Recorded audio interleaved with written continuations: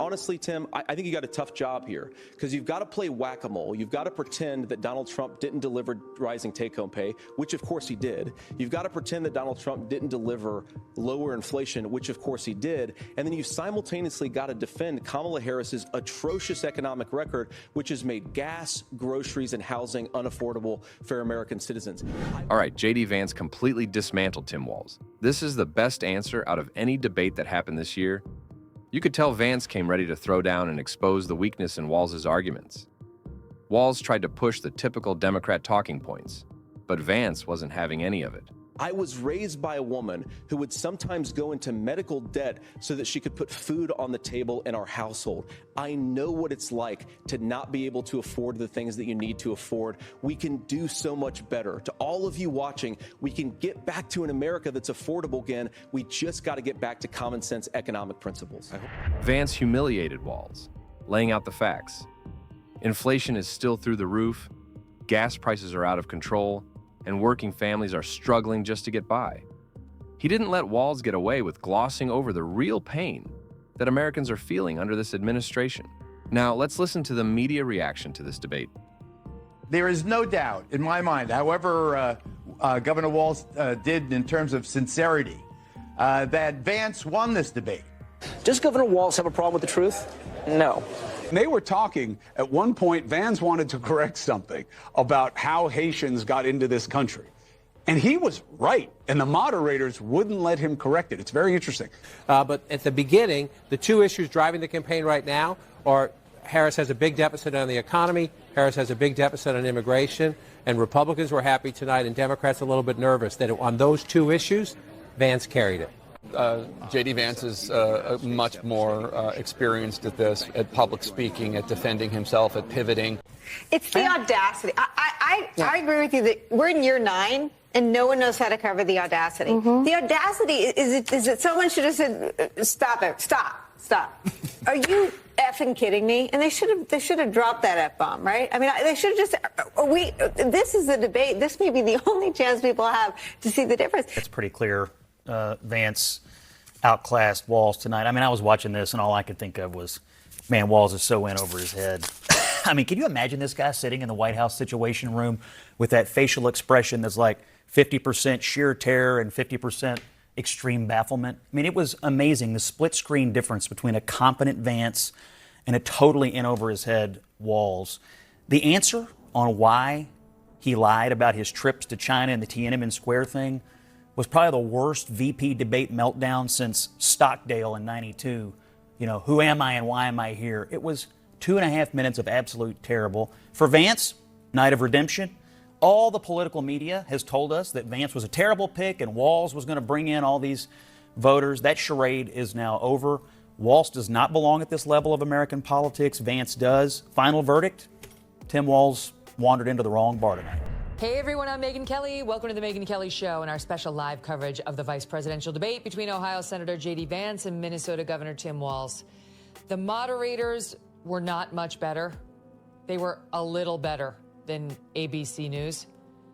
But J.D. Vance put on a masterclass in how to handle biased moderators and a lying opponent. And it was a thing of beauty. It was beautiful.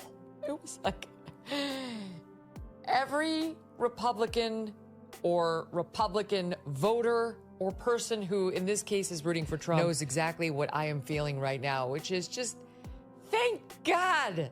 It just listening to a guy go out there and know how to raise the right points in response to the right questions, to not take the moderator's bullshit. It was really cleansing. It was just, you never see it. It's just so great to see.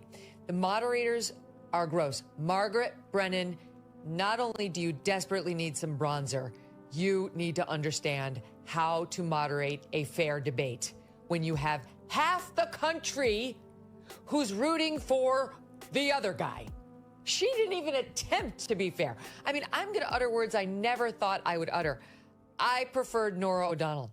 100%. I think he hit the grand slam on that issue, made it perfectly clear to the American people where Donald Trump and J.D. Vance stand, and that is they do not stand with American women. And it is putting women at risk. What was exposed tonight is that Tim Walz and Kamala Harris, they're all slogans. There's no substance to any of it. And on answer after answer, Kamala Harris's ticket had nothing to say. But J.D. Vance showed that the Trump-Vance vision is what's going to save this country. Well, look, I think what you saw is a guy who, got a date wrong about a field trip that he took, right? Versus a guy who, frankly, called his running mate America's Hitler. He called Donald Trump a Nazi. So this is a real contrast. The American people have had 4 years under the Harris-Biden administration. They've had 4 years under Donald Trump. When were you better off? When were you safer? We went from a time of peace to a time of war. We went from a time of prosperity to a time of poverty. This is a no-brainer. Of course, both parties will try to spin it how they want, but to me, the main takeaway was Vance looked presidential, and Tim Walz looked like a deer in headlights, if you aren't biased. That was clear. I actually expected more from Walz the way the media propped him up when he first got chosen to be VP for Kamala Harris. But to me, he looked unprepared for the primetime lights. This final statement was the cherry on top to this debate masterclass.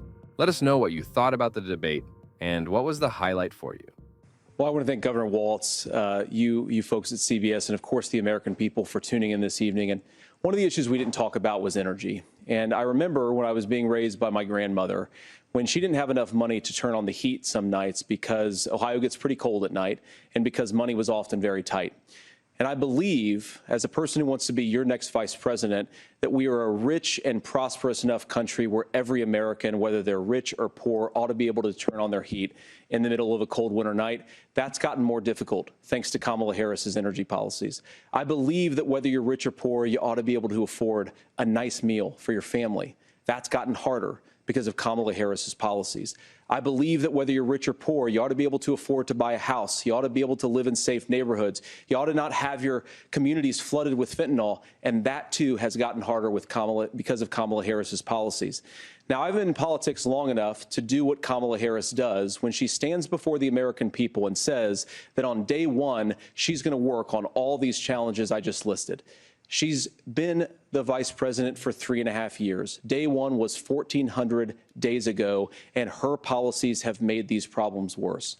Now, I believe that we have the most beautiful country in the world. I meet people on the campaign trail who can't afford food, but have the grace and generosity to ask me how I'm doing and to tell me they're praying for my family. What that has taught me is that we have the greatest country, the most beautiful country, the most incredible people anywhere in the world.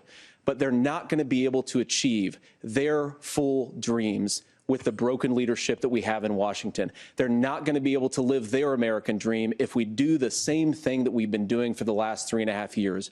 We need change. We need a new direction. We need a president who has already done this once before and did it well. Please vote for Donald Trump. And whether you vote for me or vote for Tim Walz, I just want to say I'm so proud to be doing this, and I'm rooting for you. God bless you, and good night.